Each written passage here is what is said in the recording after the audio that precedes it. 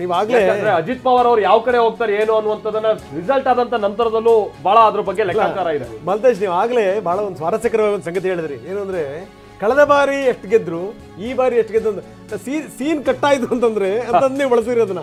ರಾಜಕಾರಣ ಹಂಗೇನೆ, ಯಾವ ಸಂದರ್ಭದಲ್ಲಿ ಯಾರು ಯಾರ ಪರವಾಗಿ ನಿಲ್ತಾರೆ, ಯಾರ ಕೈ ಹಿಡಿತಾರೆ ಹೇಳಲಿಕ್ಕೆ ಸಾಧ್ಯವೇ ಇಲ್ಲ. ನಾವು ನೋಡ್ತಾ ಇದ್ದೀವಿ 7ನೇ ಸುತ್ತಿನಲ್ಲಿ ಸಿಪಿ ಯೋಗೀಶ್ವರ್ ಮುನ್ನಡೆಯನ್ನು ನೋಡ್ತಾ ಇದ್ದಾರೆ. ಅದು ದೊಡ್ಡ ಮಟ್ಟದ ಮುನ್ನಡೆ. ಚನ್ನಪಟ್ಟಣದಲ್ಲಿ ಕಾಂಗ್ರೆಸ್ ಕಾರ್ಯಕರ್ತರು ಈಗ ಸಂಭ್ರಮಾಚರಣೆಯನ್ನು ಶುರು ಮಾಡಿದ್ದಾರೆ.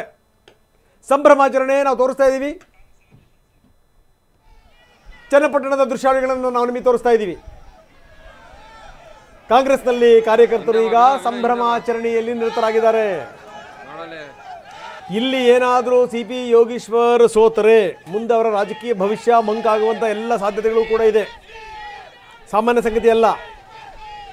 ಸೊ ಹಿಂಗಾಗಿ ಗೆಲ್ಲಲೇಬೇಕು ಅಂತ ಹಠ ತೊಟ್ಟಿರುವಂಥವ್ರು ಇಬ್ರು ಕೂಡ. ಸರ್, ಈಗ ನಿಖಿಲ್ ಕುಮಾರಸ್ವಾಮಿ, ಈ ಕಡೆಗೆ ಯೋಗೀಶ್ವರ್. ಯೋಗೇಶ್ವರದ್ದು ಚನ್ನಪಟ್ಟಣದ 7ನೇ ಸುತ್ತಲ್ವಾ. ವೆರಿ ಇಂಟ್ರೆಸ್ಟಿಂಗ್ಲಿ ಚನ್ನಪಟ್ಟಣದ್ದು 7, 8 ಹಾಗೆ 9 ಇದು ಟೌನ್ ಲಿಮಿಟ್ಸ್. 7, 8, 9ನೇ ಸುತ್ತಿದೆಯಲ್ಲ ಇದು.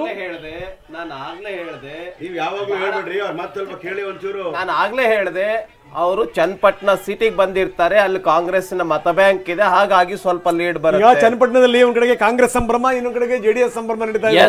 100ಕ್ಕೆ 100 ಚನ್ನಪಟ್ಟಣದಲ್ಲಿ NDA JDS ಗೆಲ್ಲುತ್ತೆ.